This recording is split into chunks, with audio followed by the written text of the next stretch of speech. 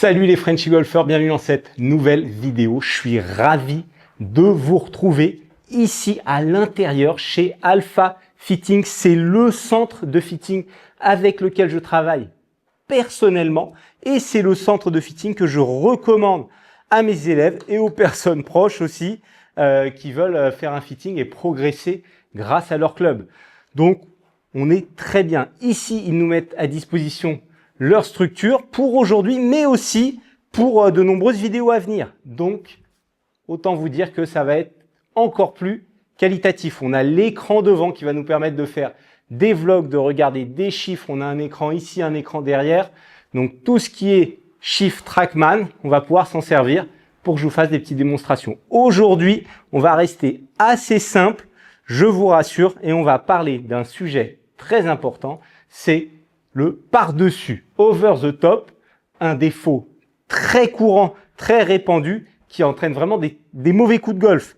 Donc, c'est à corriger. Je vais vous montrer déjà ce que c'est et comment on va pouvoir le corriger au travers d'un ou deux exercices. Over the top, qu'est-ce que c'est? C'est quand on revient par-dessus de cette manière-là, comme si on revenait au-dessus de sa tête, on revient par-dessus la balle et le club va vraiment devant.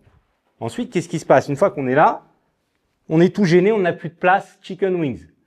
Donc là, ça c'est la première conséquence mauvaise de ce par-dessus. Et aussi, comme on a tendance à l'envoyer à gauche, on s'aligne très à droite pour venir ici. Qu'est-ce qui se passe quand on fait des par-dessus comme ça? Soit la balle tourne de gauche à droite régulièrement en slice, soit on envoie la balle à gauche directement. On fait des poules puisque on revient par-dessus. Donc, l'exercice que je vais vous recommander, c'est de mettre un objet ici, à cet endroit, vous mettez à peu près, allez, on va dire une vingtaine de centimètres dans la ligne de jeu. Et là, 2 cm devant la tête de club, vous allez positionner, par exemple, votre seau de balle. Là, ici, je mets le récipient, le petit sac de balles, mais vous pouvez mettre votre seau de balle vert, vous videz les balles et vous le positionnez devant. Ou éventuellement même une boîte en carton, une boîte de chaussures vide, vous allez pouvoir positionner exactement de la même manière. Tout de suite, ça va nous passer l'envie de revenir par-dessus, puisque là, on a un objet qui se présente sur notre ligne de club. Mais je vais quand même vous donner un petit conseil technique, c'est quand vous revenez, repartez dans la transition montée-descente, c'est de recoller le coude et d'avoir vraiment l'envie d'emmener les mains ici dans la poche droite du pantalon. D'accord? Ici, ici. Je me mets de face. Ici, ici. Ça, c'est une position qu'on va retrouver très souvent chez les joueurs professionnels. Ensuite, vous allez taper des balles de cette manière-là. Vous vous mettez là. Vous pouvez faire quelques coups d'essai avant, bien sûr. Là, je me mets directement sur la balle. Et ici, on va recoller. Et on voit que le club, il se met vraiment loin de notre obstacle. Hein. Alors là, je ne sais pas si ça va marcher, puisque le Trackman, c'est un radar et que ça va gêner. Mais ce n'est pas grave.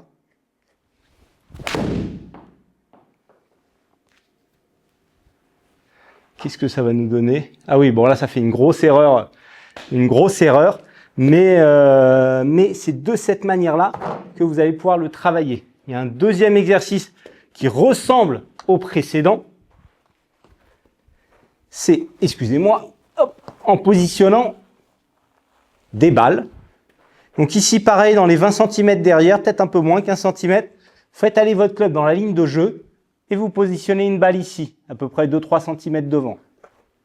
Et en sortie, pareil, vous nous en mettez une ici. Voilà, si vous revenez par-dessus, on va venir frapper soit cette balle-là, soit cette balle-là. Toujours pareil, le même travail ici, recoller. Et normalement, ça va le faire. Bon là, je vais taper. Le Trackman, il va mieux prendre, puisqu'il n'y a pas un gros objet dans sa ligne de radar. Allez, ici, je recolle. Et là, le club, il se met loin des balles. Là, je suis sur un draw, normalement.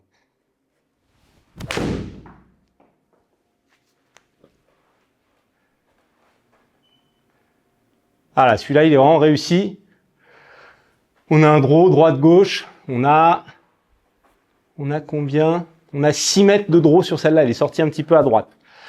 Donc, vous travaillez de cette manière-là régulièrement pour éviter cette over the top ici, ce par-dessus qui cause tant de soucis à tant de golfeurs. Ici, vous repartez le club collé et vous allez éviter les obstacles qui se présentent sur le chemin de votre club. Je vous engage à le faire, encore une fois, régulièrement pour voir de la progression sur une séance. Ça risque de ne pas être suffisant. Vous le faites, allez, sur 5, 6 séances.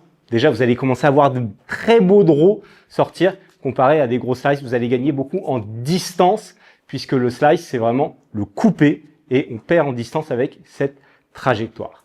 Voilà, cette vidéo se termine. Je vous remercie de l'avoir visionnée. Si elle vous a plu, vous pouvez vous abonner en cliquant en bas à droite sur votre écran et activer la petite cloche. Je fais une vidéo toutes les semaines. Vous pouvez aussi me donner un petit like, ça vous coûtera un clic, et pour me remercier de la vidéo que j'ai fait, me remercier de mon travail. Puis aussi, venez en commentaire, dites-moi ce que vous en pensez. Nouveau format de vidéo ici en intérieur. Vous pouvez vraiment me dire si ça vous a plu, si vous préférez en extérieur. N'hésitez pas à venir, j'adore discuter avec vous sur YouTube. Donc, c'est avec grand plaisir que je lirai vos commentaires et je vous répondrai.